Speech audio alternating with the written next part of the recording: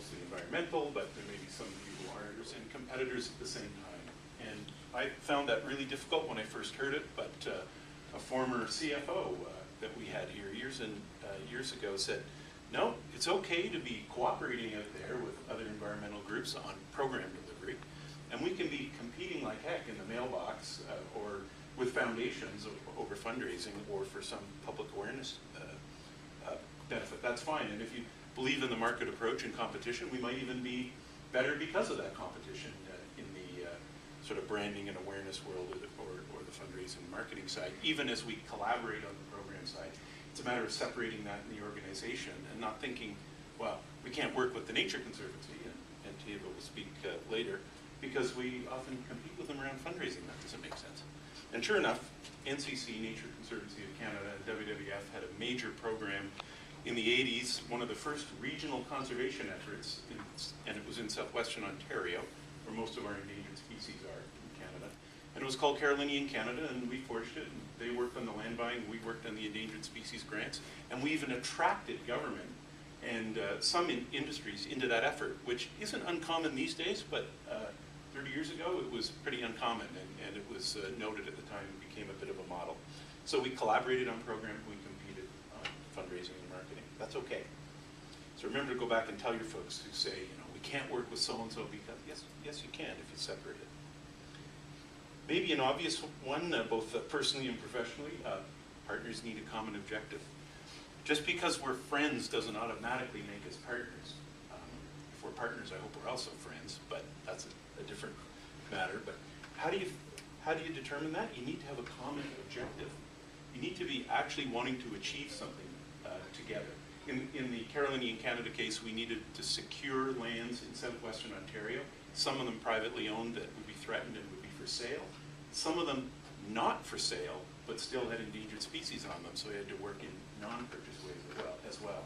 WWF and the Nature Conservancy partnering were two separate strategies coming together that really worked well on a common objective. And it also means that, or you should allow for the fact that you could disagree on issues outside of your partnership, and we don't in the case of the Nature Conservancy, at least on many things that I can remember, but you might be partnering with a business, and I'll mention those later, where you may have all kinds of disagreements about issues 4, 5, and 6, but you might agree on 1, 2, and 3. If that's the case, you may have grounds for a partnership as long as you agree to disagree on the things outside the scope of that. Or fancy flooring, as I put in my house. Or certified copy paper, if you still use it, even from the big bad Domtar, some would say, which is not what I would say. They've taken a step forward on a greener forest management approach in some of their forest management units. They're trying to get them all certified. When they do, they get to earn the label, that FSC label. So the first partnership was WWF and Tembec to get all of Tembec's forest lands certified in 5 years to that FSC standard. That we had the same objective. They wanted it certified, we did. They wanted to promote more sales of certified wooden paper, and so did we. An unusual objective for an environmental organization, you might think, but it was a common objective. What we didn't do, and that's the next point, was warn our friends. Warn your friends of surprise announcements coming up. We had David Suzuki Foundation, who's with us today, CPAWS, the Canadian Parks and Wilderness Society, Forest Ethics, and a number of others down our throats the next day saying, how could you partner with that company, and you know what they've done, and you didn't tell us at the very least, and we hadn't, and we could have forewarned them, and we did not. Later, after they cooled down and understood, and we had some more back channel chats offline, they started to come to understand it and appreciate it, and actually struck a huge deal last year, which you will have heard of, the Canadian Boreal Forest Agreement for all of the boreal forest lands in Canada without WWF's involvement. So the very groups who had been anti this kind of partnership in the beginning actually ended up championing it about a decade later. So that's about common objectives and surprise partnerships. And when you get that, when you know exactly what you want in a smart, measurable, objective term, you can hunt for partners who might help you, surprise partners who might help you achieve your goal. Number 4, coalitions frequently fail and are just one means of doing work. We have learned that lesson the hard way time and time again. I think enviros in particular are prone to groupthink, and there was a time when we felt we were in such a minority that we had to huddle together and then work out from that corner towards the center, if you will.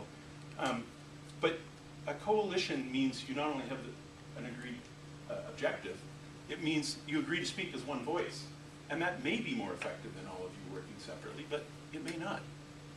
And you have to see if your coalition passes what I call the test of added value. Does working together and having one voice on this objective actually deliver more than having various people working in different ways across the spectrum?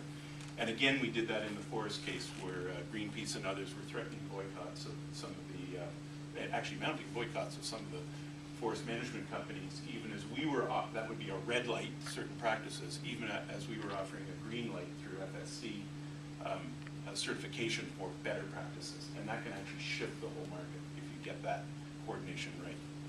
It looks like we disagree on things, but we don't. One had a boycott approach, the other had a certified management approach, and eventually Greenpeace championed FSC too. Not that they and we don't have some criticisms of it. So test of added value. And finally, maybe most importantly, leading to our our social marketing discussion, I would say don't trash groups in public. I have seen it done again and again and again, and rarely seen it accomplish anything except infighting. And if we're pointing at each other, then somebody else is smiling happy because we're not pointing at them, right? So you can have concerns. People will have different approaches, different strategies. Maybe they mesh, maybe they don't mesh. But if you have concerns, take them up privately, vigorously, and repeatedly if you have to with the other organizations. But if you do that in public, and I think tweets and blogs lend themselves to us being more personal, but that doesn't mean it has to be a personal attack. I would strongly urge you to avoid that. Say why you don't agree with an approach, a certain strategy, but I think if you're naming names, particularly those who might be partners or could have been partners in your cause, you'll just undermine it in the long run. And this happened with the seafood program that both Suzuki Foundation, CPAWS, and WWF work on.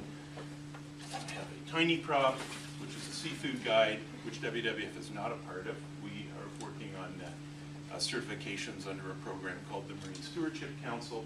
The other groups work under a seafood guide approach.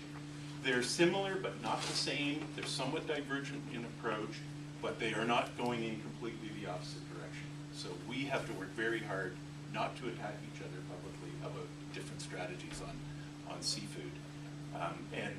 We have back channel chats through